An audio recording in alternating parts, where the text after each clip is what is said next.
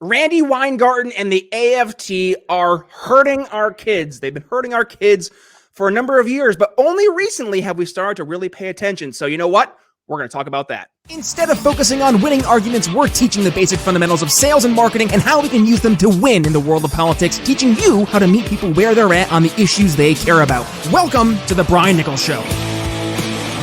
Well, hey there, folks. Brian Nichols here on the Brian Nichols Show, and thank you for joining us on, of course, another fun-filled episode. I am, as always, your humble host, joining you live from our BNC studios here in lovely Eastern Indiana. And today we are going to skewer, roast, however you want to determine it, the one and only Randi Weingarten, who has been the face of school closures and keeping your kids in masks. And to join me, helping me do that, is Steve Abramowitz from the Mill Creek View, Tennessee podcast. Welcome to the Brian Nichols Show. Brian, what is up?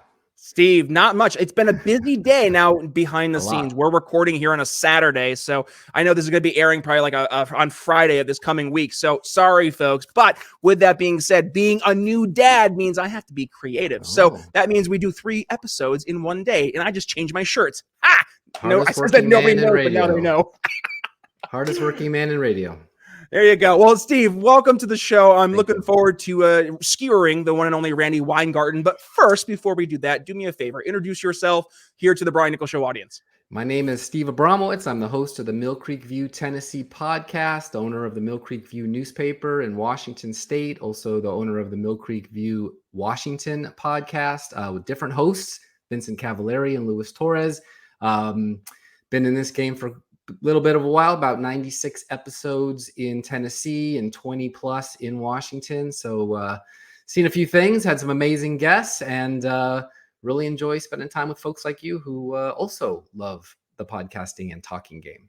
Likewise. Well, I'm looking forward to our conversation today because I think it's fair to say, Steve, that you and I have a shared mutual disdain towards the topic of the start things off for our conversation, Randi Weingarten over in the American Federation of Teachers. Over the past 3 years, she has pretty much been the face, the masked face, that is, of keeping our schools closed, keeping kids at home, keeping kids masked up, and wanting your kids to get vaccinated. All the while she's over in Ukraine asking us to give millions of dollars to Ukrainian students and teachers, which I think the A in AFT stands for American. I don't know, but that's just me. Steve, let's kind of kick things off here. What leads your disdain towards the one and only Randi Weingarten?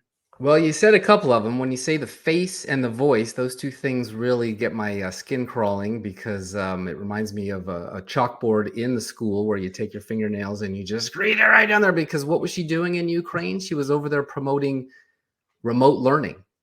And what was the number one cause of the depression and some would say suicides and actual loss of learning from the COVID years that she was involved with and forced to go longer than necessary and now has to admit to? Mm-hmm. It was remote learning. Mm-hmm. So why would we go into a war zone and teach people remote learning except for one thing, sell some software? And so, I call her the blue M&M. You can look it up on Google if you want to. She's looks like the blue M&M. And she's been probably the second worst person in politics since COVID broke out prior to Dr. Fauci. Now that little troll, yes, that little troll. And so they're about the same size. Stack them up on a milk cart. Well, frankly, Steve, I think you're being insulting towards all trolls because I am the science. Yeah, I think he's a smoker, by the way. But sounds it. One thing I just want to throw out there is, the AFT, the Anti-Federation of Teachers, is the second largest union in America. The NEA is actually quite larger, and Becky Pringle is the head of that one, and she's a straight up Marxist communist. So the fact that the two of those work together hand in hand for 90% of the teachers out there, I wouldn't want to be a teacher, would you? Well, what's funny, Steve, is I remember fondly hearing one of my professors back in college argue, it was the whole time Citizens United was going through, and saying, well, this is exactly why we got to get money out of politics. And I said, you want to start with teachers unions? And you just saw like the 404 does not compute, the meme of the NPC, just like the brain, and that right there, like, let's start off with the AFT Nea. I mean, is it anything but a money laundering organization at this point? It's a slush fund, no question about it. I'm sure your audience is well aware that most of the dollars, 98.9% of it, goes right back into Democratic politicians running for office. And when the Planned Parenthood started to lose their business model, the unions obviously had to step up and fill that gap. And then the SEIU started to lose their cachet because people started to figure that one out. And literally the last bastion of guaranteed Elizabeth Warren type of donors are the teachers. And it's never, well, I shouldn't say never, it's not the teacher rank and file, maybe 25%, 30%. If they've been around for 55 years, of course, they're diehards, but the new ones, they need paychecks. They're not getting paid. They're getting paid 30 grand. They don't want to see it go directly into teacher bosses so that Randy can fly to Ukraine and sell them software that probably doesn't work, just like the Obamacare rollout website. So the last thing they do is teach kids, right? And so this is interesting in my mind, maybe you don't care, but I care. The last teacher union boss before Randi Weingarten said literally, when the students start donating to politicians, I'll start focusing on the kids.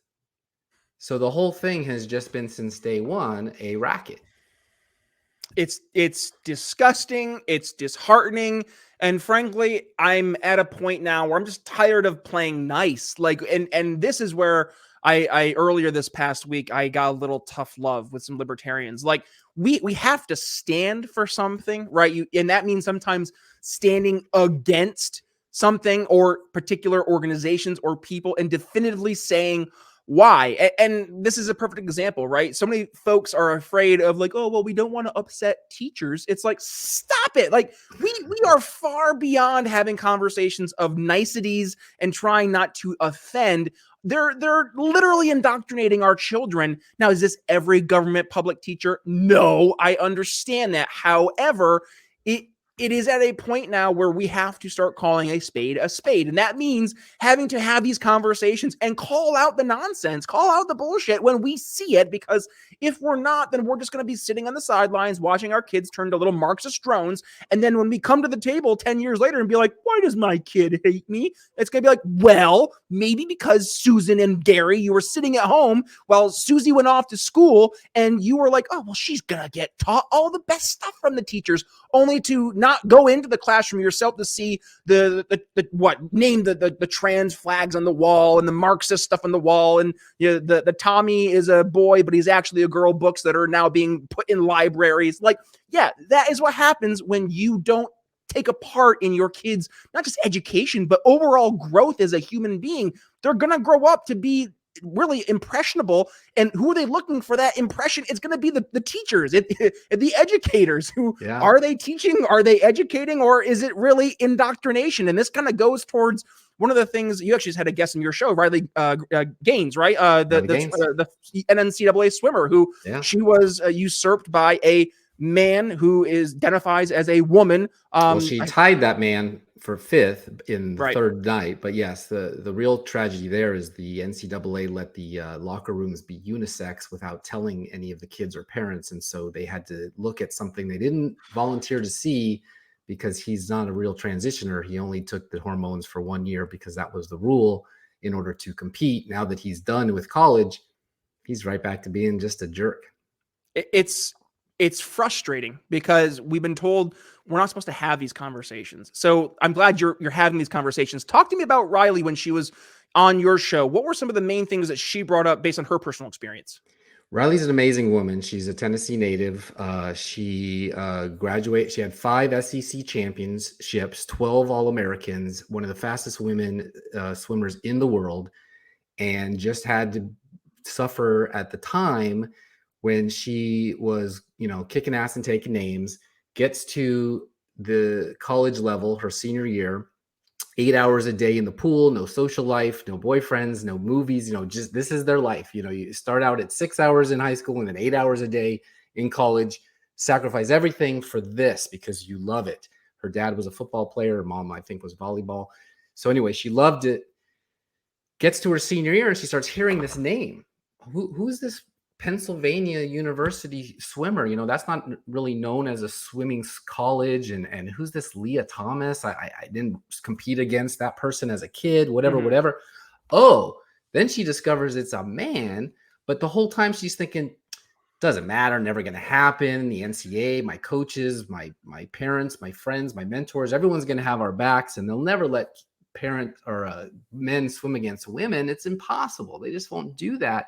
Sure enough, the fastest girls in all the world, this guy bumps off number 9 because they only let 8 in. He comes in, first day, wins his national championship. Second day, dogs it a little bit. You can watch the video of her swimming against him. He completely loafs it, gets to tie with 5th. Statistically impossible, ties for 5th. Well, I guess not, because it 1 in a million, but he did it. And they give him the trophy instead of her because they wanted the photo op, showing that the NCAA is just as in the bag for wokeness as the AFT and the NEA and a whole bunch of other 3-letter words that are out there that really don't have the competitor or the student or the woman's best interest in mind, even though we're supposed to believe all women and #MeToo and everything else we've been through in the last decade, just showing that the double standard is alive and well. You know what it's showing me, Steve, is that the patriarchy always wins, because we have Leah Thomas, who is a dude winning swimming meets as a woman. You have what's the health and human services guy? Mayorkas. What is it? Oh, Health and Human Services. I forget the immigration From guy. Pennsylvania. Mayorkas. Oh, Dr. Levine. Dr. Levine, Rachel Levine. That's right. Her name, his name escaped my head because he's changed names so many times. I mean, you see this, you see across the board, men taking now the role of women and dominating in their respective areas. I have a list of 20 sports in front of me. You want me to run them down? Do it. Yeah, go for it. Women's flat track derby. USA Skimo 2022 national champion sprint. Okay. Snooker. We got New Zealand darts. We've got Brazilian Cup, which was volleyball. Oh, terrible story about volleyball, by the way. You know the gal who got her spinal cord disconnected from her spine because the guy went up and did a full-on spike? No. JC Cooper, 2019 national champion for bench press. We've got Canadian national champion downhill mountain biking. We've got Olympic weightlifter, 2 Oceania championships. The thing about this, and there's more, Masters track cycling, Lawless won the long driver for golf, of course, Italian national championship for Paralympics. One more I'll just give you and then we'll move on because they're all over the place. Golf. So the worst thing about this is for every one of those champions, there's a woman, who spent her whole life trying to get to that, who didn't make the cut because he took that spot. So it's like, yeah, the patriarchy, yeah, it's men doing this or whatever. And then you got the guy who I just talked about who spiked the ball at the girl and basically hurt her. That's horrifying. Jeez. It's a year later. Riley knows this girl. He was telling me the story. She knows this girl. A year later, he's still texting her going, I live rent free in your head. Like there's no empathy, no sympathy, no, competitive, like, I know, I'm sorry. I was born a little stronger than you. And so please forgive me for really, really wanting to compete, but I did. It's more like in your face. I'm a terrible person and you didn't qualify and your career is over now because I hurt you.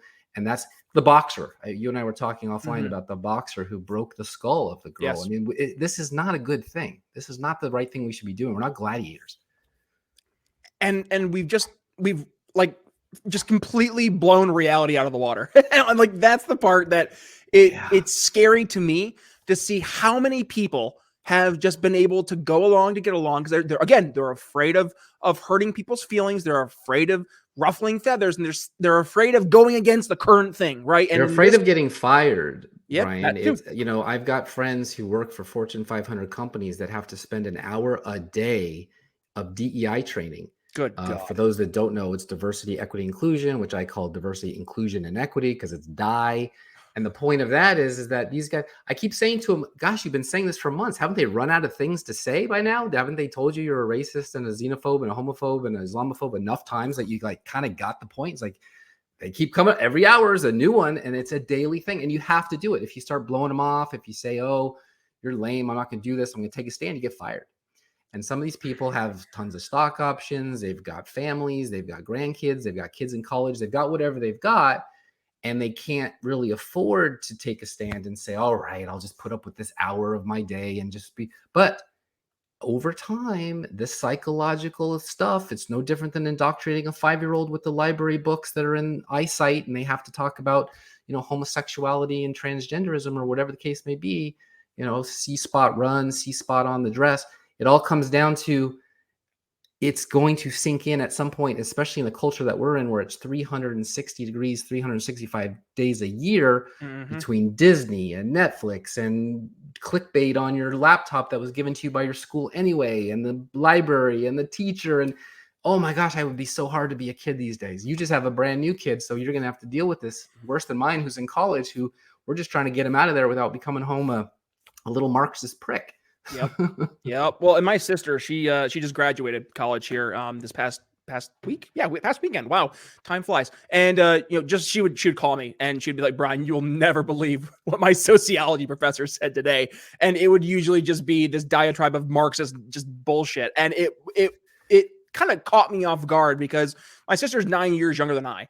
And to think, like, when I was in college, like, yeah, you would hear some of this stuff, but it was isolated, right? It was maybe one teacher, two teachers that would sneak stuff in here and there. It wasn't that they would be openly, blatantly promoting this nonsense. And yet now it's almost I say almost, it is the norm. And that is what kind of terrifies me, is that it's become so prevalent and it's being done so just boldly. Like I don't care what you think. Like, we're going to promote this Marxist agenda, whether you like it or not. And your kids are going to. You nailed it. I mean, one of my friends from this business way back when, we weren't that close, I can just say that I was around him, was Andrew Breitbart. And he coined the phrase that politics is downstream from culture, but actually that's been reversed now. Maybe because he gave away the secret, but actually politics is upstream from culture at this point, because what you were talking about used to be isolated in the colleges. You and I had to deal with that. We could ignore it. We could laugh at it. We can go to the real world, get a job, get a paycheck and say, who the heck is this FICA guy taking all my money? We learned to become conservative or libertarian because of that. Now it's because of people like Randi Weingarten, trickled all the way down to elementary school, where they want to get them as early as they can. And you got Nancy Pelosi saying kids at 14 should be able to vote because that's when they're dumb and impressionable. And that was the Obama coalition, was the young and the dumb. And so they want more dumb because the young have gotten older and they say, I don't like this anymore. This is a bad deal. And when you look at the teachers' unions, they're following what used to be the Nike model. Nike started out in professional sports and they said, oh, we got the Raiders. We got the Nike swoosh on the Raiders. Good. Eyeballs. We're marketing ourselves. Then they said, well, there's a bunch of college teams. They could use a little bit of money. We could sponsor them too. And you got Adidas at UCLA and Nike at USC. Big names on TV, free. Tiger Woods on his golf ball, whatever, professionals. Then they said, well, we're kind of run out of worlds to conquer there. Let's go down to the high schools. And you start seeing the billboards, or the scoreboards would have a Nike on it, or you'd have the Pepsi in the locker room versus Coke, or whatever the case may be. Well, along comes Randi Weingarten, and they go even lower. They say, well, we've run out of places. Let's stick Planned Parenthood in the elementary schools and in the public libraries and in the online access to this and that and the other thing. That works for big tech, money for them, but it's not really good for the kids. And that's why these kids come out of the place so often. What I get most proud of is people like Riley Gaines, or a whole list of other ones. Cash Daniels here in Chattanooga, who is trying to clean the Tennessee River, one of the most polluted waterways in the world, believe it or not, because of microplastics. Because he is young, he did have to suffer through all that, but he made it through with his own common sense and his own libertarian ideas to say, I don't think Randi Weingarten is a leader that I really want to emulate when I grow up and become the next, Acorn Barack Obama acolyte. I want to be somebody who believes in meritocracy, believes in the patriotism, believes in America, go into the military for gosh sakes, even though it's a very, very difficult thing to do right now. So I don't want to filibuster, but the point is that they reached all the way down to the very lowest common denominator, which is our little kids, our babies, and they poke the bear. And that's why you see people like Moms for Liberty, when the mama bear is coming back and say, not our kids, even though the administration is saying those are our kids, not your kids. And Americans are saying, oh, no, they are not. You could have my tax dollars, but you cannot have my children. This is not Russia. We had Tiffany Justice here on the show back 2021, I think it was. I've had her on too. She's amazing. Awesome, right? She's just a firebrand, and she and Moms for Liberty, like they are truly doing the Lord's work and actually standing up and fighting back. And it just it pisses me off so much to hear the nihilistic internet bullies, specifically on, and I'm gonna look at you right now, libertarians out there who will be like, oh well, we don't want Moms for Liberty trying to dictate what kids are learning in class. It's like, what's the conversation then? If like, it wasn't for Moms for Liberty, we wouldn't even know. Exactly. I went to a convention of theirs, and they actually read the book. They had a Saturday Night Live actress, Victoria Jackson, reading the books and putting them up on the big screen, and you could actually see that no, this is not Huckleberry Finn in 1984. No. This is Debbie Does Dallas and I don't know, Taboo. Like, you don't want to see what these are being seen. And if they go to a school board meeting or a city council meeting and read what's in the public library, they get censored and say, no, that's inappropriate for here. Why is it appropriate for my 5-year-old, but inappropriate for you, a grown man or woman who got elected to be city council to protect our kids in the first place? That's your number one job. It's because they don't. It's not that they think it's inappropriate. It's because they're getting called out on their bullshit. They're getting caught in actually having what they're promoting to the kids being exposed. And shame on school. And that was the silver lining of COVID, by the way, is when they had to go to Zoom and remote learning. Prior to that, we all wanted body cams on cops and cameras in the schoolrooms, but they wouldn't allow it. COVID comes along for whatever reason. And now we see in there, and you could say, what's that flag in that teacher's office in kindergarten? Or what's that lesson you're learning about anal sex and homosexuality and why? And all of a sudden, they're exposed. But little did we know it was going on for 40 years. Yep. Well, and again, shame on the school board members who have let this happen and who have just been like, well, we want to let the teachers teach. No, you are a school board member for a reason. You are to help set the curriculum. You are setting the standards, not just passively going along for what the teachers and Randi Weingarten and the AFT want taught to your kids, what they want to indoctrinate your kids. So and the American Libraries Association and the Planned Parenthood, and anything with a government, the Department of Education, GLSEN, it's a 360-degree assault on our kids 24 hours a day. I'm not kidding. And we have an obligation, frankly, to fight back and stand up. And I'm so glad, Steve, that we were able to have this conversation, because I think far too often than not, and we'll kick off final thoughts here. I'll start things off. Far too often than not, we see people just want to avoid the conversation. You mentioned many reasons why, whether it's for fear of reprimation from their job, right? Losing their job, losing their stock options, whatever it may be, for fear of societal, condemnation or scorn from their friends, from their family. And we're at a point now where you have to stand up and say no. We talked about this on Monday's episode when I had Shane from the Hoppitarians on. We have to have the testicular fortitude to point at things that are wrong, to point at things that are bad, and say no.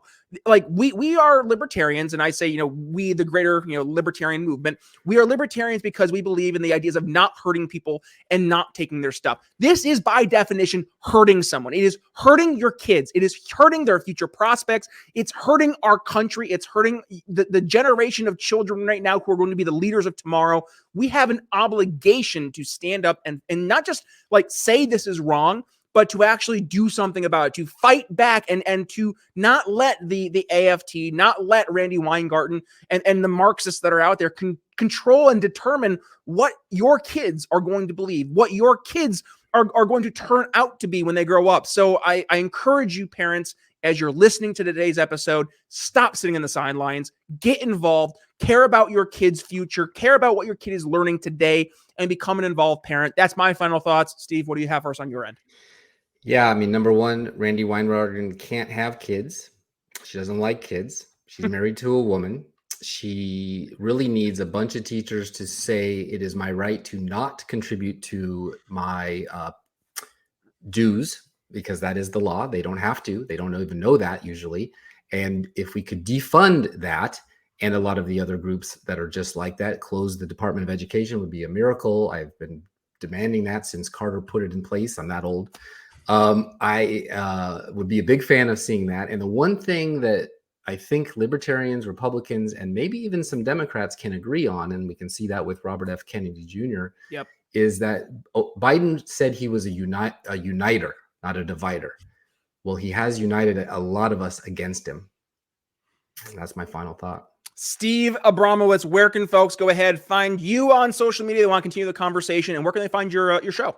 I'm on Twitter at Mill Creek View. I'm on Facebook, The Mill Creek View. My newspaper is mcview.us, and the podcast is Mill Creek View, Tennessee, on all of your favorite podcast channels, and Rumble, not YouTube, because they would have taken it down a long time ago. So enjoy it on Rumble. I sure like to produce it for you, so I hope you like it. And we are, I'm sure just one breath away from being nuked here on YouTube. We just got the notice that we have harmful content according to the YouTube policies. So no monetization here for the Brian Nichols Show. But this we are conversation won't help that at all. Sorry. Oh, I know. If I'm not gone by the end of this week, then I must have done something wrong. But no, folks, while we are still here, please hit the subscribe button and notification bell while we are still around. But just in case, please follow us on independent media like Rumble, but specifically, please go follow us on Sovereign. It's Ben Swan's entity, and he's doing an amazing job over there helping foster free speech and actually have these very, very important conversations. And there's quite a few people outside of just the traditional liberty movement who are heading over to these independent media sources. So if